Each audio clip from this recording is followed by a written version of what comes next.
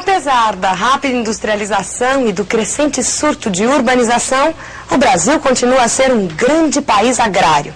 Sem dúvida, a paisagem agrária é predominante no nosso país, porque procede de um passado remoto. Por 3 séculos, tivemos nos canaviais a grande riqueza nacional. E durante 1 século, vivemos sob o império do café.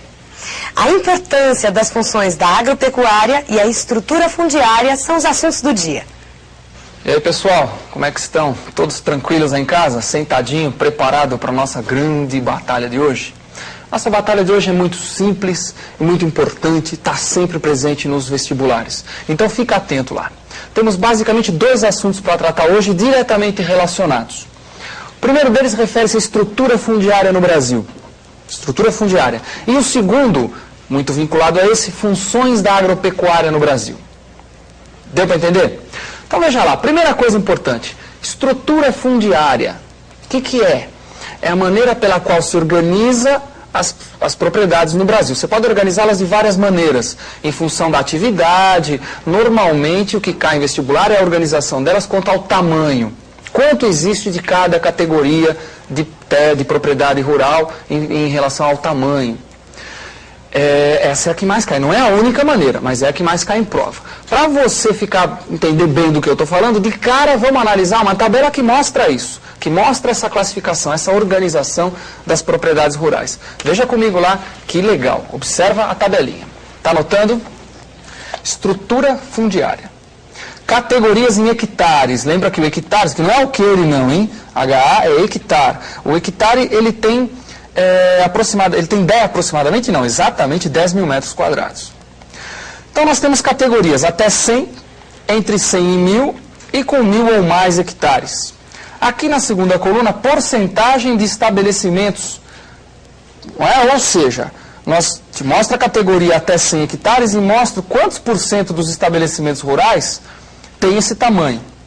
E aqui na última, porcentagem da área.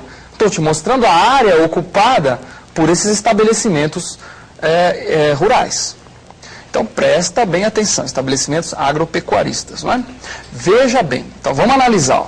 Categoria até 100, isso aqui é o que normalmente se chama de pequena propriedade. Então observe que até 100 hectares, as pequenas propriedades, correspondem a 91% dos estabelecimentos.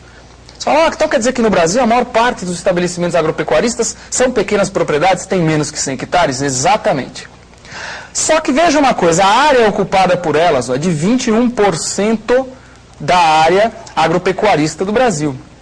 21% apenas, veja, 91% das propriedades têm menos de 100 hectares. Só que elas ocupam só 21% da área. Observou? Volta agora lá para a segunda categoria. Segunda categoria aqui, ó. Entre 100 e 1000 hectares, que são as chamadas médias propriedades, as pequenas até 100 e médias entre 100 e 1000. Apenas 8% dos estabelecimentos e já ocupam uma área maior do que as pequenas, 35% da área, enquanto as pequenas ocupavam apenas 21%. E vai para a última categoria, que são as chamadas grandes, ó, pequenas aqui, médias aqui e grandes aqui. Mais de 1000 hectares, 1000 ou mais.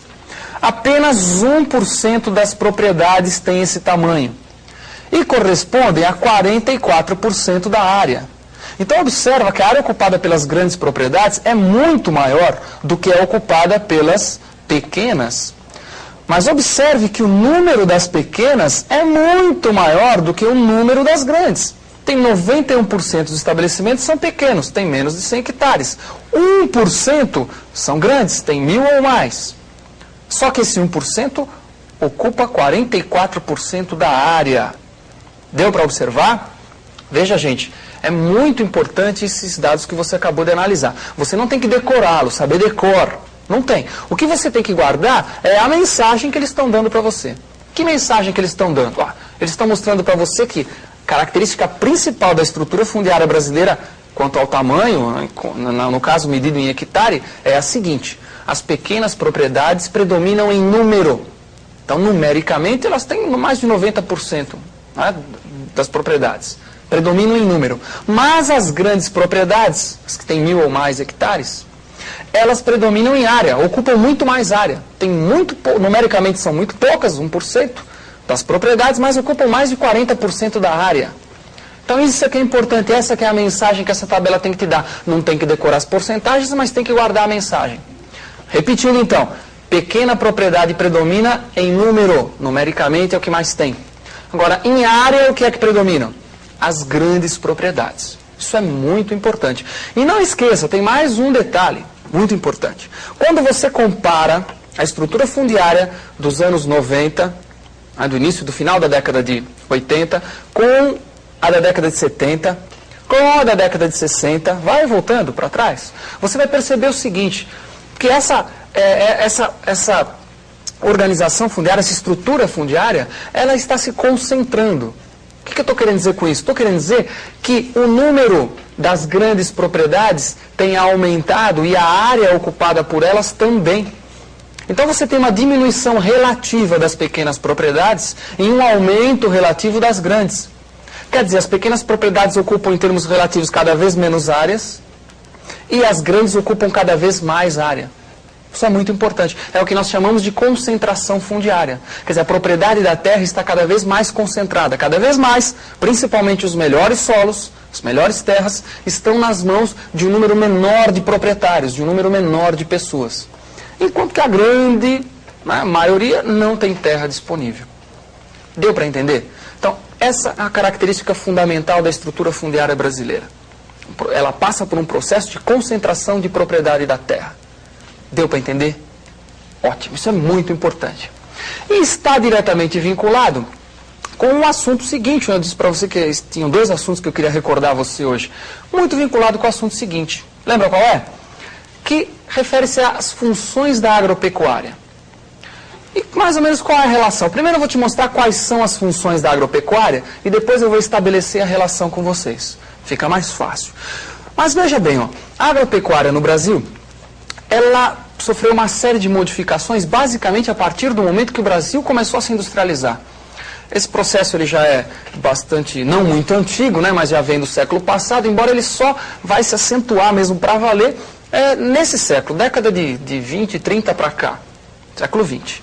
A partir do momento que o Brasil começa a se industrializar, começa a população a se urbanizar, o que a gente já estudou, a população urbana começa a crescer mais rápido que a população rural, principalmente em função do êxodo rural.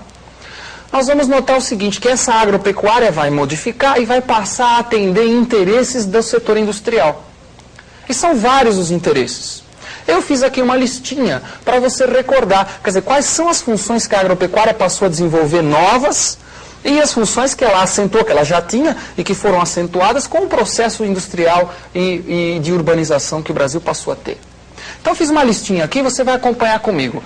Veja aqui, olha que legal, vai acompanhando aí, se der para anotar, anota. Funções da agropecuária. Primeira função, importante, fornecer combustíveis para o setor urbano industrial. Evidentemente que eu estou me referindo a quê aqui? Estou me referindo ao pró-álcool. Ao álcool.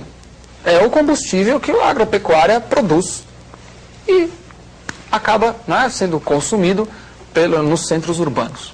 Então lembra disso. É uma função importante. E é relativamente nova, quer dizer, é novo para a agropecuária essa função. O pró-álcool foi criado na década de 70, meados da década de 70. Então é muito recente isso. É uma função nova. Próxima função, olha lá. Fornecer matérias-primas para a indústria. Ora, essa já não é tão nova, né? Mas vem o quê? Vem posterior, evidentemente, à industrialização. Que tipo de matéria-prima? Por exemplo, o algodão para a indústria têxtil e mesmo produtos alimentícios para a indústria de alimentos. Um exemplo. Quanto mais se industrializa o país, maior a necessidade da agropecuária fornecer essas matérias-primas para o setor industrial. Deu para entender? Outras funções. Acompanha comigo, veja. Produzir alimentos para a população urbana. Produzir alimentos para a população urbana. Você fala, mas isso já fazia antes. Fazia, só que antes a população urbana era muito pequena. Com o processo de industrialização, a população urbana é cada vez maior. E a rural é cada vez menor. Então você tem cada vez menos gente para produzir cada vez mais alimento para a população urbana. Isso é muito importante. E o último, aqui ó, último não, né? Mas o último agora do que você está vendo aí na telinha. Gerar divisas cambiais através do aumento na produção de mercadorias para exportação. O que quer dizer isso? Estou querendo dizer que vão ser criadas, uma série de mecanismos para possibilitar a exportação dessas matérias-primas, né, do que é produzido no campo, exportar para entrar dinheiro, entrar divisas cambiais que vão ser utilizadas para várias coisas. Por exemplo, importar equipamentos industriais e etc. Tirar dinheiro, ganhar dinheiro, exportando. Essa é a ideia, basicamente. E a última coisinha, a última função muito importante, que é liberar a mão de obra necessária para o setor urbano industrial. Fala, peraí, você está querendo dizer que uma das funções da agropecuária, então, é fazer o êxodo rural? Sim, fazer o êxodo rural. Por quê? Porque assim a indústria vai ter à sua disponibilidade mão de obra. E quanto mais, melhor. Porque mais barata vai ser. Você fala, então quer dizer que, do ponto de vista da indústria, o êxodo rural foi um grande negócio? Claro que foi, sem dúvida nenhuma. Deu para perceber como a atividade industrial interfere na agropecuária? Isso é muito importante. E qual a relação com a estrutura fundiária? A relação é a seguinte. Lembra que uma das funções da agropecuária é produzir alimento? Lembrou? Para a população urbana? Esse alimento, no geral, ele é produzido nas pequenas propriedades.